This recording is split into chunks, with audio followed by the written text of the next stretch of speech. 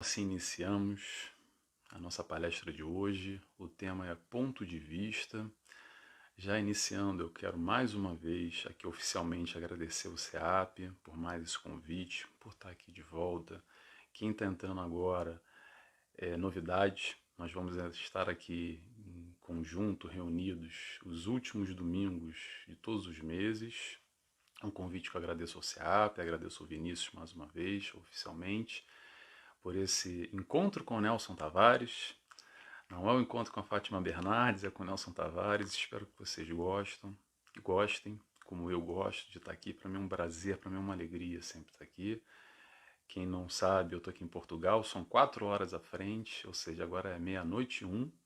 Vocês estão aí 8 da noite, né?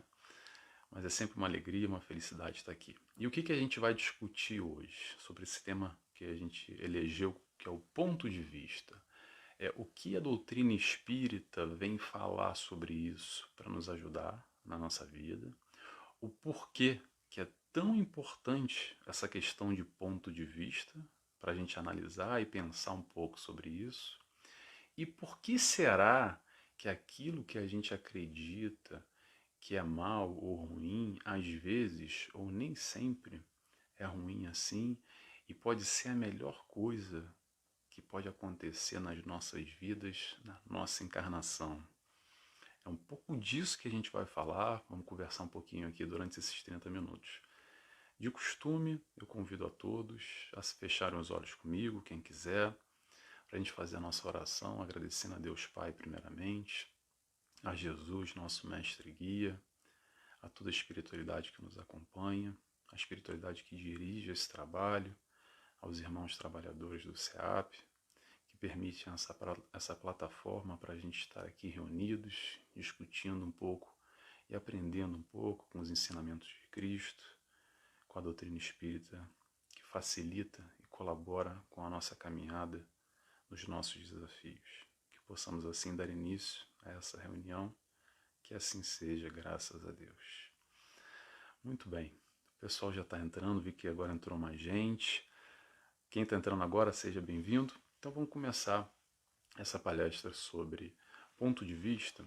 E eu retirei esse tema ponto de vista de um estudo que eu estou fazendo do livro Renovando Atitudes, lá no meu canal, que no capítulo número 7. Fazendo esse estudo, eu peguei um trechinho só, que é Hamed. Esse estudo é Hamed, o Espírito, através do Francisco do Espírito Santo Neto. Através nesse capítulo, Hamed tem um trechinho que ele fala algumas questões sobre como a gente analisa, como a gente vê a vida de uma forma e como, teoricamente, a gente poderia ampliar os nossos horizontes, enxergar as questões da vida de uma maneira mais ampla, para entender o sentido real, o significado real dessas questões, que muitas vezes a gente enxerga como negativa, mas nem sempre é assim, que às vezes há uma profundidade maior, há um ensinamento, e a gente, com a nossa incapacidade de perceber ou ignorar, a gente não consegue, sofre muito e é muito complicado. E aí eu já inicio fazendo a seguinte pergunta: por que será que a gente sofre tanto na vida? Interrogação. A resposta é: muitos dos nossos sofrimentos são os famosos sofrimentos voluntários. O que é um sofrimento voluntário? É aquele que a gente não precisa sofrer, mas de alguma maneira a gente está sofrendo. Porque a dor a gente não tem controle quando a dor vem e bate à nossa porta, quando ela chega nas nossas vidas. Ela vem e ponto. Não tem dia, não tem hora, não tem local, não tem explicação. Quando a gente menos espera, ela vem e aí? Ela balança, ela machuca, ela nos pega desprevenido, mas isso é a dor. Vamos separar dor de sofrimento. A dor vai bater, bate e já bateu nas nossas vidas. Agora, o sofrimento é opcional. Esse está nas nossas mãos.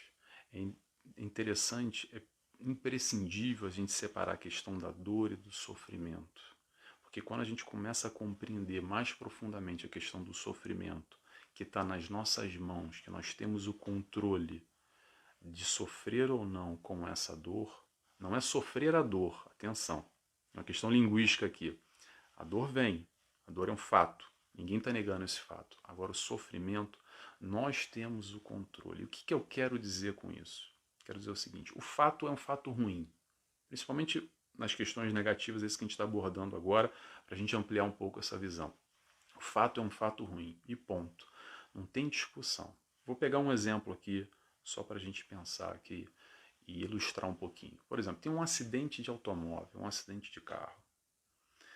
De imediato a gente já pensa logo, é o prejuízo financeiro, o prejuízo material. Às vezes a gente fica internado no hospital, às vezes a gente é afastado do trabalho, tem ali um prejuízo financeiro do automóvel, do seguro, ou até perde o emprego e fica afastado quem é autônomo e não pode trabalhar. Tem muitas vezes as sequelas por resto da vida. Isso tudo é uma verdade. Essa é a primeira leitura que a gente faz. Eu acho que ninguém aqui quer ter um acidente de automóvel, não é verdade? É verdade. Mas também há outra verdade, que é a seguinte: às vezes, e essa profundidade que a gente vai tentar discutir um pouquinho aqui, é através de um acidente de automóvel, por exemplo, que a gente tem a oportunidade de parar a nossa vida e nos questionarmos e recolocar muitas vezes a nossa vida num caminho, numa direção que a gente estava se perdendo. Sabe como é que é? Com certeza vocês conhecem alguma história como essa. Quantas histórias, num primeiro momento, num primeiro impacto, que a gente visualiza como algo negativo, e depois, a médio e longo prazo, a gente olha para trás, interpreta de uma maneira positiva e fala assim: caramba, se não fosse aquilo na minha vida, de repente eu estava lá, ó, estava caminhando por numa direção que não estava muito legal, e de repente, através daquele fato, inicialmente, que foi negativo, claro que um acidente de automóvel, como eu estou dando um exemplo aqui, é negativo, mas foi a oportunidade que eu tive, ou que a espiritualidade trabalhou, de alguma maneira, para me recolocar, ou me dar a oportunidade de eu me recolocar num caminho melhor, num caminho que talvez eu estava me perdendo. Eu conheço muitos casos assim. E quando a gente faz uma leitura mais ampla, quando a gente faz esse tipo de leitura, aí muda tudo, né? Porque aí não é mais aquele acidente numa forma negativa, mas vira o acidente, poxa, bendito aquele acidente que, apesar de tudo isso, me ajudou. Como eu falei, eu conheço muita gente assim, muitos casos, provavelmente se vocês pensarem, há muitos casos assim também. E aliás, digo mais, na doutrina espírita, quantos casos, quantos de nós que chegamos à doutrina espírita através de dores como essa que eu dei de exemplo agora, de um acidente, não só, outro tipo de acidente, não precisa ser físico, pode ser dores morais, questionamentos, processos de obsessão, confusões mentais, a nível psíquico, tem tantas dores que nos afligem na nossa vida e que através de uma dor como essa, a gente, uma dor muito forte normalmente, a gente passa ali algum tempo com essa dor, batendo cabeça por aí, e aí, por exemplo, a gente chegou na doutrina espírita e depois, passado 1, 2, 3, 5 anos, a gente olha lá para trás e agradece essa dor, porque foi através daquela dor que eu tive a oportunidade de chegar até a doutrina espírita, por exemplo. Isso é um caso só. A gente pode aqui interpretar de várias maneiras. E essa questão da interpretação, muitas vezes, essa questão do ponto de vista. Como a gente analisa os fatos que ocorrem, que acontecem na nossa vida.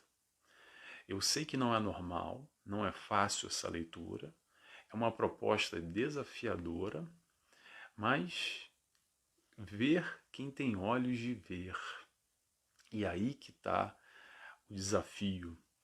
O conceito de dor não é de punição. A dor é um veículo para nós nos reencontrarmos no amor, na direção que a gente se perdeu.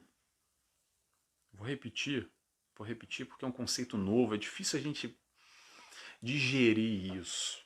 A dor não é punição, a dor nem sempre é negativa, a dor é um caminho, ela nos recoloca, é um veículo para nos recolocar no caminho do amor, aquele que de alguma forma a gente se perdeu, porque todos nós estamos caminhando no aprendizado do amor, de diferentes maneiras. Sabe como é que ama? Ama o nosso familiar, o nosso animal, a gente ama chocolate, a gente ama tirar férias, a gente ama o sol, a gente ama de tudo e mais um pouco. Né? Tudo é amor, ok. Aos pouquinhos a gente vai entendendo. Até um dia que a gente vai compreendendo uma profundidade mais sublime, que é a proposta de Jesus, que é o que ele veio trazer para a gente, que é um outro nível de amor. Mas aos poucos a gente vai caminhando no nosso tempo, no nosso momento, cada um na sua compreensão.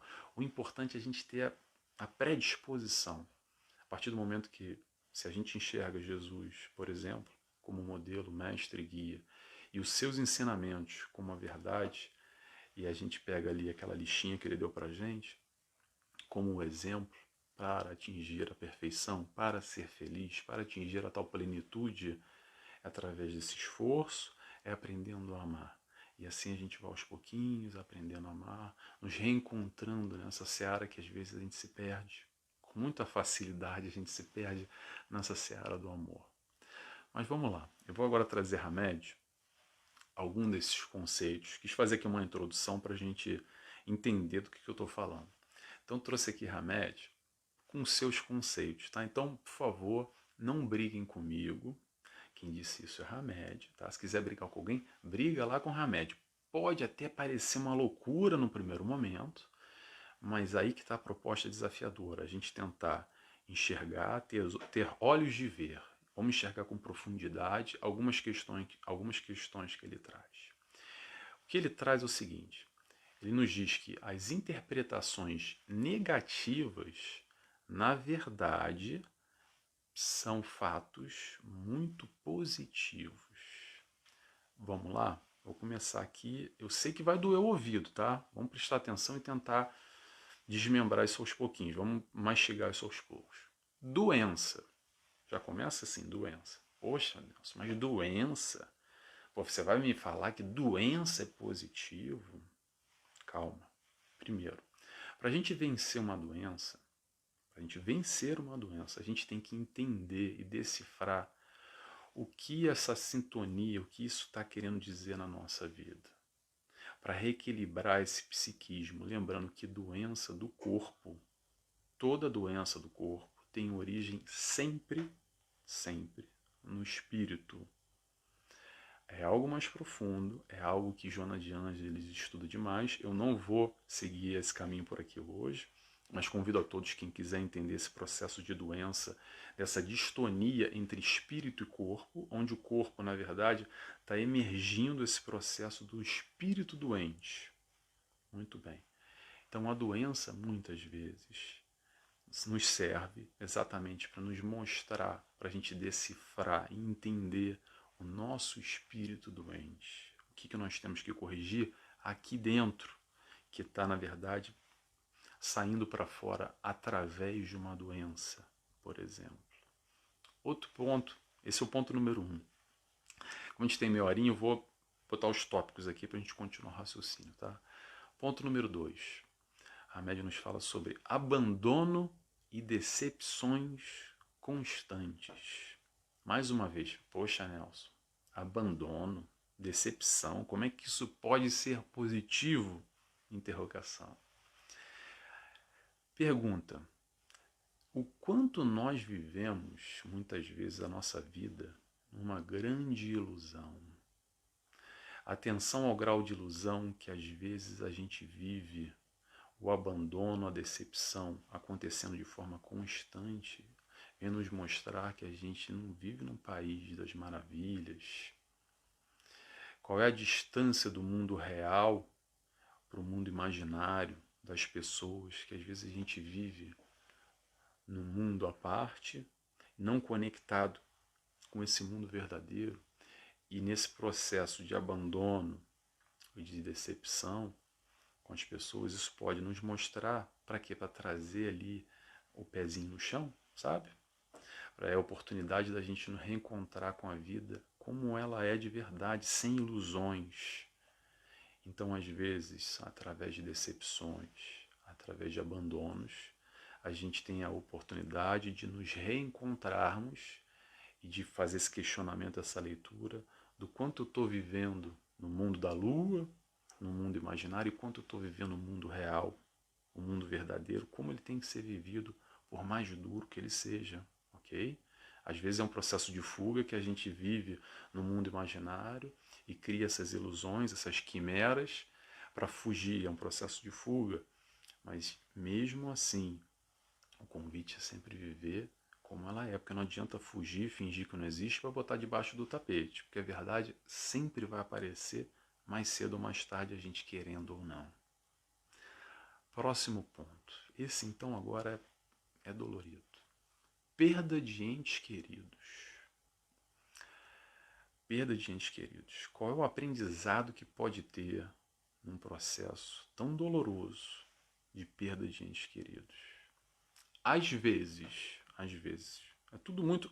Atenção, quando o Hamed fez essas pontuações, não é que serve de regra para todo mundo.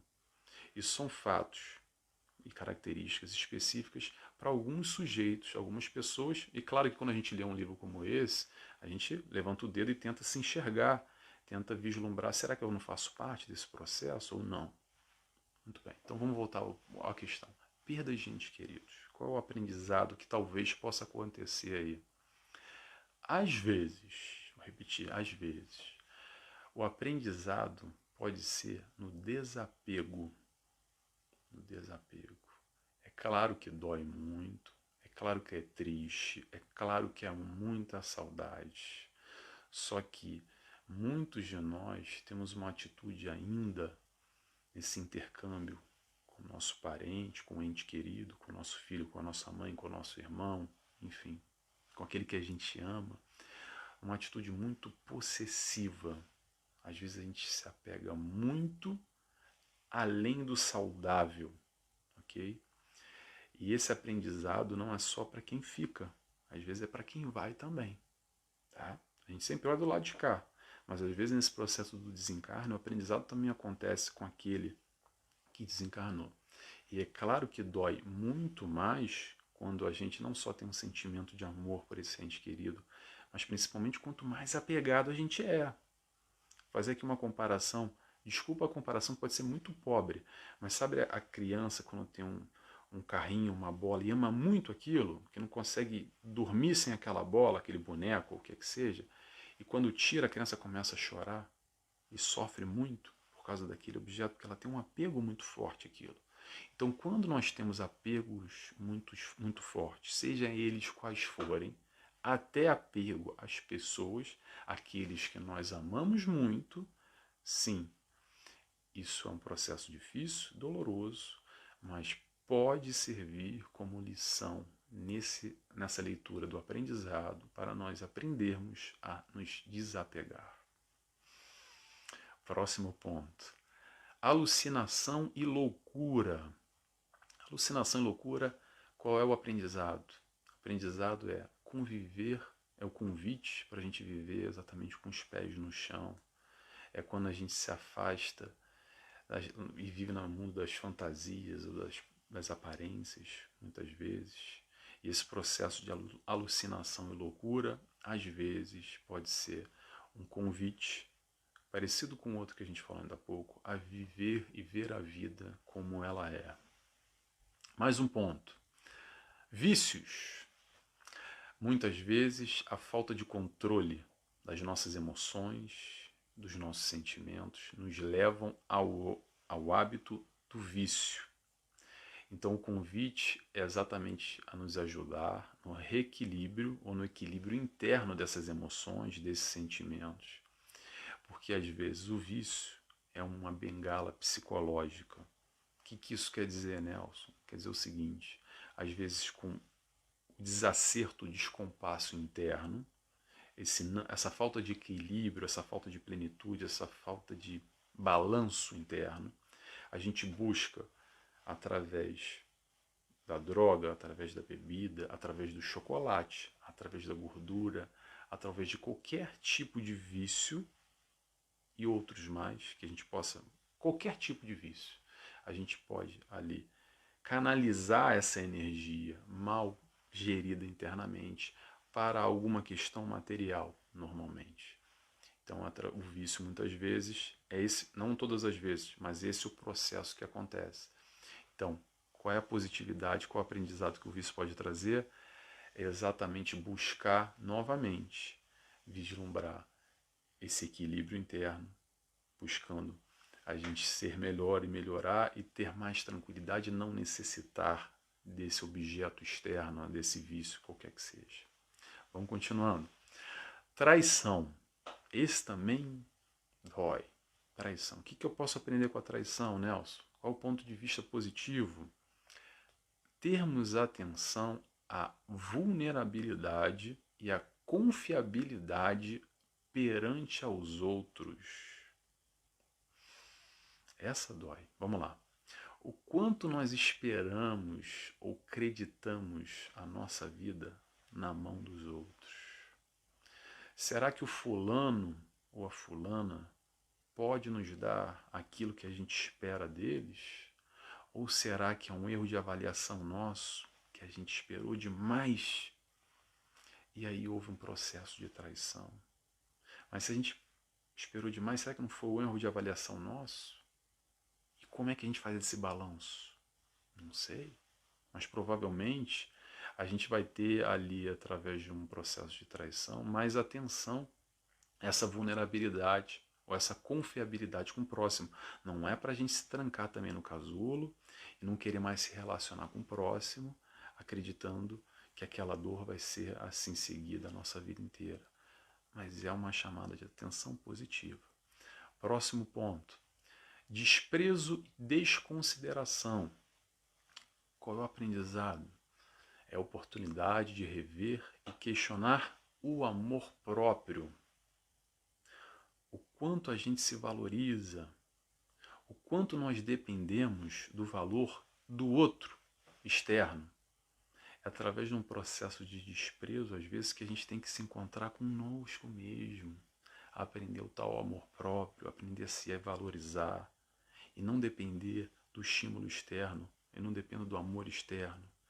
O amor que eu dependo e que eu preciso está aqui dentro. É um encontro consigo mesmo, é uma busca interior. É essa a proposta que o Cristo faz sempre. Tudo na vida, ou todo acontecimento, ou todo fato, pode gerar duas coisas. Pode gerar aprendizado ou pode gerar sofrimento. E aí depende de como a gente enxerga. Depende do nosso ponto de vista. Em todo fato que acontece, sempre vai ter questões positivas e vai ter questões negativas. Agora, que foco a gente está dando? O que a gente está mirando? Na questão positiva ou na questão negativa? É o modo que a gente enxerga, é o modo que a gente se relaciona com os fatos. Porque o fato é o fato, mas como é que a gente internaliza, como é que a gente registra, como é que a gente digere essa questão?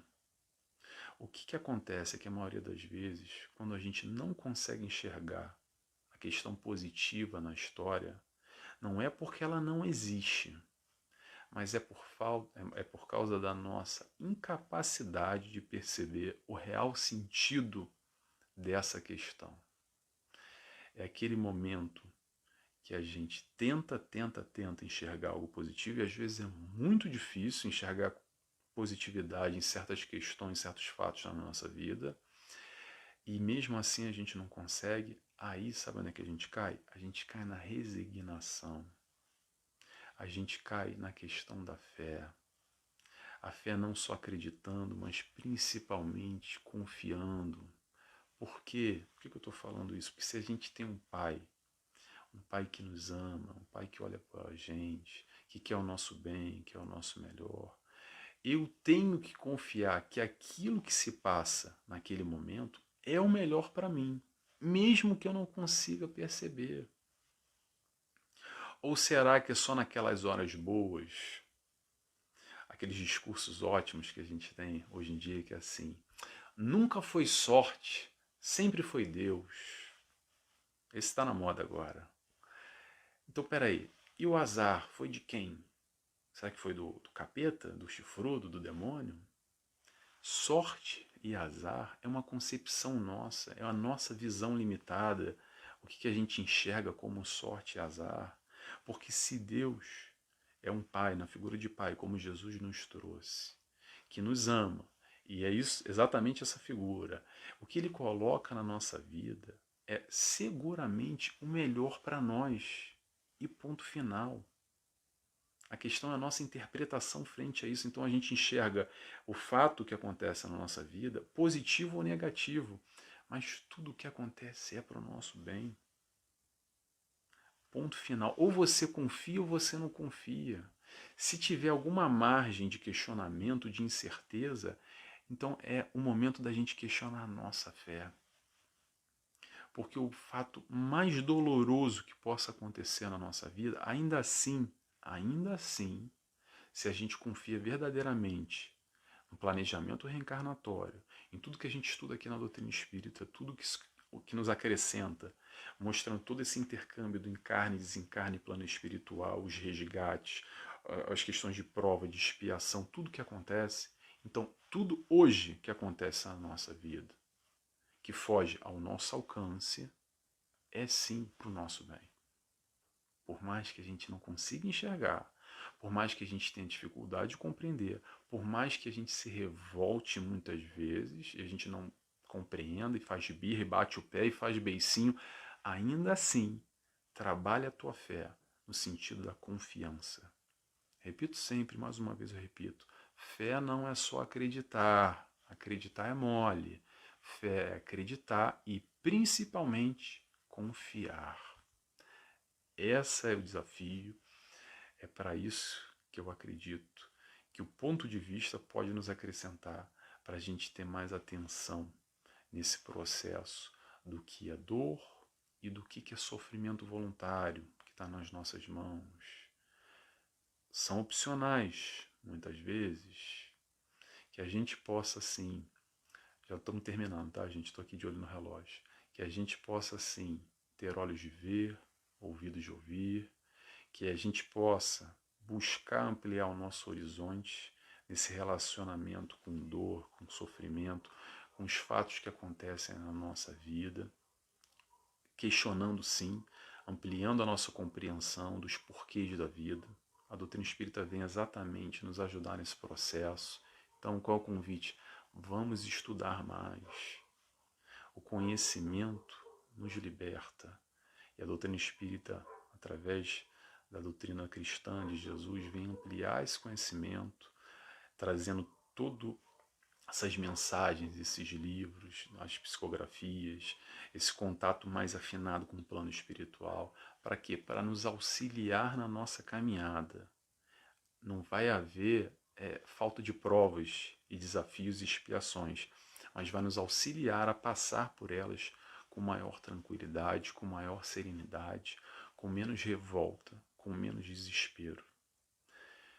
É isso, que Jesus possa nos iluminar sempre na nossa caminhada. E mais uma vez eu agradeço a todos a presença. Estamos terminando por aqui. E eu convido já a todos, antes de fechar, a fazer uma oração comigo, fechando os olhos, quem se sentir à vontade, agradecendo a Deus Pai, agradecendo a Jesus, nosso amigo, nosso mestre guia, agradecendo a toda a espiritualidade que nos acompanhou, que nos acompanha por mais esse domingo, nessa proposta de trabalho. Muito obrigado por estarmos aqui reunidos, discutindo um pouco sobre Jesus, que possamos assim aprender mais, buscando colocar esses ensinamentos no nosso dia a dia, principalmente nessa hora de dor que nos aflige muitas vezes em nossa caminhada. Que assim seja, graças a Deus. Pessoal, até domingo, último domingo do mês, para quem está aqui agora, chegou agora, estou vendo que tem mais gente agora no final. Eu vou estar aqui com vocês, quem quiser, quem gostou da palestra, Eu vou estar aqui sempre no último domingo do mês aqui no CEAP, nessa live aqui de 30 minutos no Facebook. Eu estou também fazendo aqui uma propaganda nos meus canais. Atualmente estou fazendo estudo do livro Renovando Atitudes, semanalmente. E eu estou também na TV Chico Xavier de 15 em 15 dias, às quintas-feiras, no programa Encontro com o Nelson Tavares.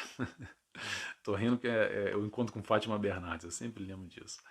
Às hora do Brasil, às 19 horas, aqui em Portugal, às 23 horas, tá bom?